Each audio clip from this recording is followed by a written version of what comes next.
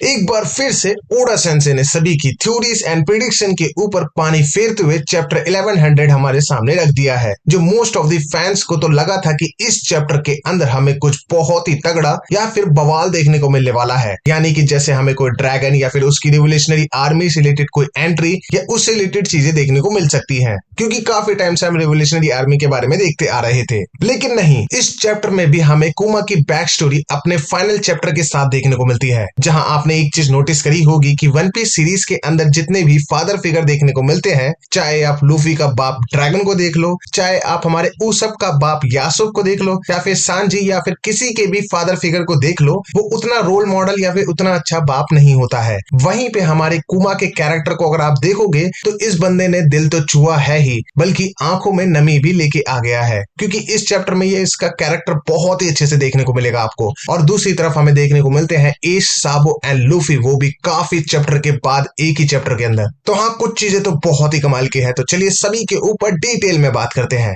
जहां last chapter में हमने ये चीज देखी थी कि वेगापंक ने अपनी शर्तों के ऊपर कुमा को एग्री करवा दिया था कि अगर उसे बोनी का इलाज करवाना है तो उसको एक साइबॉग बनना पड़ेगा। और ये चैप्टर वहीं से शुरू होते हुए देखने को मिलता है, जहां सबसे पहले हमें देखने को मिलता है किजारू, जो अपने किसी काम से एगहेड पे आया होता है। बेसिकली इसी की देखरेख में ये जो पूरा एक्सपेरिमेंट होने वाला है वो इसी के सामने होगा। जिसके बाद अगले ही पैनल के अंदर हमें किजारू, कुमा एंड वेगापंक एक साथ देखने को मिलते हैं और उनके सामने होता है एक ट्रांसपॉन्डर कॉल। और दूसरी तरफ हमें देखने को मिलता है सैटर्न, जहां सैटर्न अपनी कुछ शर्तें रखने वाला था, और अगर हमारा कुमा उन शर्तों को फॉलो करेगा तभी हमारी बोनी का जो इलाज है वो आगे बढ़ाया जाएगा। तो पहली कंडीशन ये होती है कि कुमा को 7 वॉरलॉर्ड में से एक बनना पड़ेगा, क्योंकि रिसेंट में एक रूकी जो नया नया आया ही था, यानी कि यहाँ पे बात हो रही है पोर्चुगल एस के बारे में, जिसने एक वॉरलॉर्ड को हरा दिया होता है। अब उसकी वजह से एक वॉरलॉर्ड की शॉर्टेज हो जाती है, जिसकी वजह से एक अनबैलेंस क्रिएट हो जाता है इस पायरेट वर्ल्ड के अंदर। तो उस बैलेंस को दोबारा से मेंटेन करने के लिए उन्हें एक और वॉरलॉर्ड की जरूरत होती है, जिसके लिए कुमा एक परफेक्ट कैंडिडेट होता है, क्योंकि वो काफी ज्यादा स्ट्रॉन्ग था। दूसरी, कुमा को नेवी का एक ह्यूमन वेपन बनना पड़ेगा, ताकि वो मरीन का जो दबदबा है पायरेट के बीच में दोबारा से मेंटेन कर सके, क्योंकि वो एक बहुत ही ज्यादा पावरफुल वॉरलॉर्ड बन सकता है, क्योंकि वो स्ट्रॉन्ग तो पहले से ही था और आफ्टर मॉडिफिकेशन वो एक अल्टीमेट बीस्ट बन जाएगा, जिसके सामने खड़े होने से पहले हर कोई सोचेगा। और वैसे भी हमारा सैटर्न हमारे कुमा के बारे में ऑलमोस्ट सारी चीजें पहले से ही जानता था कि वो ऑलरेडी रिवोल्यूशनरी आर्मी के साथ काम कर चुका है, उसने क्या क्या चीजें देखी हैं।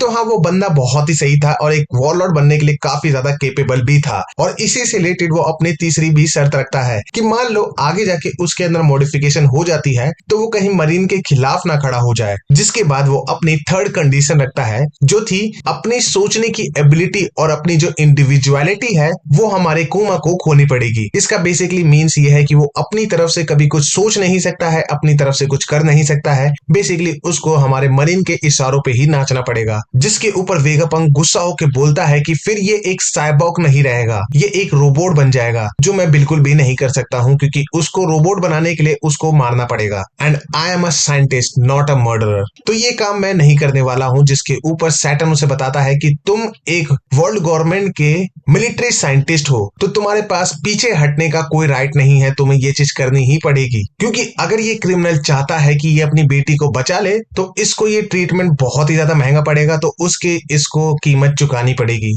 और वो कीमत चुकाने के लिए इसे ये सारे टर्म्स एंड कंडीशन को फॉलो ही करना पड़ेगा। और अगर ये ऐसा नहीं करता है तो मैं इसकी बेटी को बचाने के लिए कुछ भी नहीं कर सकता हूँ। जिसमें दोबारा वेगापंक कुछ कहने वाला होता ही है कि इतने में हमारे कुमा ने इस कंडीशन के ऊपर भी एग्री कर दिया होता है, क्योंकि उसके हिसाब से अब तक ऐसा कोई रास्ता नहीं था जिससे वो बोनी को बचा सकता था। तो उसे अब एक लाइट की किरण देखने को मिली है, जिसमें उसको बस अपना सेक्रीफाइस देना है, जिसके बाद वो बोनी को बचा सकता है। तो वो ये सारी शर्तों को मान जाता है, क्योंकि उसके पास और कोई ऑप्शन नहीं है। और अगर वो बोनी को बचा सकते हैं तो उसके लिए वो कुछ भी करने को तैयार है। और ये कहते ही हमारे कुमा के आंखों में हमें आंसू देखने को मिलते हैं, जहां पे आप इस कैरेक्टर से काफी ज्यादा तगड़ा कनेक्ट करने वाले हो। क्योंकि जरा सोच के देखो, ये बेटी इसकी खुद की है भी नहीं, और दूसरा इतना बड़ा सैक्रिफाइस करते समय इसने खुद के बारे में एक बार भी नहीं सोचा। It is the real definition of a hero. क्योंकि वन पीस सीरीज के अंदर बहुत सारे ऐसे कमाल के कैरेक्टर हैं, जिसके अंदर एक और जुड़ चुका है जिसे आप हेट बिल्कुल भी नहीं कर सकते हो। काफी बेहतरीन कैरेक्टर लिखा गया है इसका। खैर, इसके बाद हमें सैटर्न वेगापंक से पूछते हुए दिखाई देता है कि इस ट्रीटमेंट और इस मॉडिफिकेशन में कितना टाइम लग सकता है। जिसके बाद वेगापंक बताता है कि इस ट्रीटमेंट के अंदर 6 महीने लगेंगे और उसके बाद पूरी तरीके से सफायर स्केल की डिसीज से ट्रीट होकर सन में दोबारा से बाहर निकलने के लिए पूरा 1 साल और लगेगा।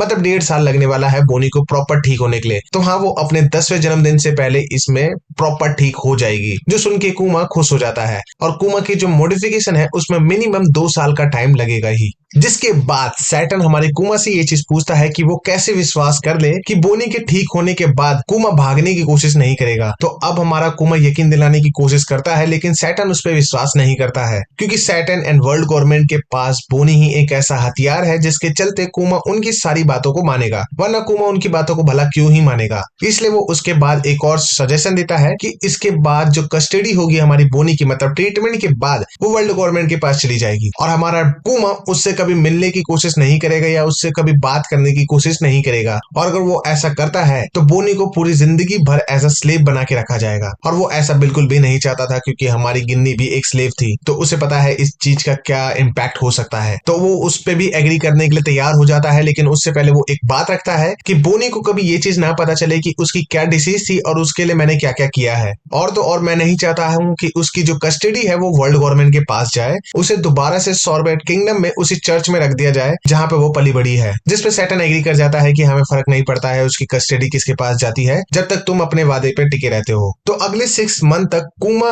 एंड बोनी को यहीं पे एक साथ रहना पड़ता है एगहेड आइलैंड के ऊपर। और इसी के बाद हम देखते हैं वेगापंक का आइंस्टीन रूप, जिसके अंदर उसके दिमाग के अंदर काफी सारे आइडिया पनप रहे होते हैं, जिसको वो नोट डाउन करने की कोशिश करता है। लेकिन आइडिया इतने सारे होते हैं कि वो सारे नोट डाउन नहीं कर पाता है। तो वो सोचता है कि काश उसके पास 6 दिमाग होते उसके जैसे ही, तो ये वो काम और आसानी से कर सकता था। और आपको पता होगा कि हमने एगहेड के स्टार्टिंग में ही उसके 6 वर्जन देखे थे, तो वो इसी की वजह से देखे थे। खैर, हमें इसके बाद देखने को मिलता है अगले ही पैनल के अंदर कि कुमा, वेगापंक, किजारू एंड सेंटा मारू एंड बोनी सब मिलके एक साथ खा रहे होते हैं और उसके बाद वो सभी मिलके नीका वाला डांस भी करते हैं। तो हाँ, नीका के रेफरेंसेस हमें हर जगह ही देखने को मिलते हैं। जिसके बाद बोनी का जो ट्रीटमेंट है वो शुरू हो जाता है और सक्सेसफुली हो भी जाता है। जिसके बाद कुमा उसे सॉर्बेट किंगडम में वापस छोड़ के आ जाता है और पूरी तरह से ठीक हो सके। और इस चीज की निगरानी के लिए हमारी वर्ल्ड गवर्नमेंट उसके साथ एक CP0 की एजेंट को रखते हैं, जिसका नाम है अल्फा। अब ये CP0 की जो एजेंट है ये इंश्योर करती है कि हमारी बोनी सही तरीके से मेडिसिन लेती रहे और वो दोबारा से सन में जाने की कोशिश ना करे जब तक वो प्रॉपरली हील ना हो सके। और काइंड ऑफ उसके ऊपर निगरानी करने की भी कोशिश करती है ताकि वेगापंक के पास से कुमा भाग ना जाए। और उसी के बाद हमें देखने को मिलता है कि कुमा आखिरी बार बोनी को बाय बोलते हुए वहां से चला जाता है और उसके बाद उसके ऊपर मॉडिफिकेशन भी हो जाती हैं और वो एक वॉरलॉर्ड बन जाता है। और इस चीज की जो न्यूज है वो वर्ल्ड में सब तरफ फैला दी जाती है, जो हमें देखने को मिलता है कि सभी वॉरलॉर्ड अपनी अपनी जगह पे देख के ये न्यूज पढ़ रहे होते हैं, जैसे कि Doflamingo, Crocodile, Mihawk, snake princess, Jinbe. और तो हमें एस व्हाइट बेड भी देखने को मिलते हैं साथ में, जो ये न्यूज पढ़ के बोल रहे होते हैं जिम्बे को कि देखो कितना सही हुआ है कि एक और वॉरलॉर्ड आ चुका है अब। जिसके बाद ये न्यूज हमारा ड्रैगन भी पढ़ता है और इवांको को अभी भी यकीन नहीं हो रहा होता है कि हमारा कुमा ऐसा कैसे कर सकता है, क्योंकि ऑब्वियसली उसे इन सब चीजों के बारे में नहीं पता था। और उसके बाद साबो एंड अदर रिवोल्यूशनरी आर्मी के मेंबर भी देखने को मिलते हैं, जो ये पढ़ते ही शॉक हो जाते हैं। और दूसरी तरफ हमें देखने को मिलता है कि इसी टाइम के दौरान हमारा लूफी अपनी जर्नी स्टार्ट करने वाला होता है। तो हाँ, इसी के साथ ये चैप्टर यहाँ पे खत्म हो जाता है तीनों भाइयों को एक साथ देखने के बाद। और इसी के साथ हमारी कुमा की बैक स्टोरी भी खत्म हो जाती है, जिसके बाद नेक्स्ट चैप्टर में हमें फिर से एगहेड की फाइट कंटिन्यू होते हुए देखने को मिलने वाली है, जहाँ बहुत सारी कमाल की चीजें देखने को मिलेंगी। अब हमारा लूफी खड़ा होगा या फिर वो फाइट करेगा या फिर कैसे करेगा, वो सारी चीजें देखने के लिए और उन चीजों के ऊपर भी वीडियो देखने के लिए चैनल को सब्सक्राइब करके बेल नोटिफिकेशन आइकन को ऑन करना बिल्कुल ना भूलें। मिलते हैं किसी और कमाल की वीडियो के साथ, तब तक के लिए जय Hind and thanks for watching.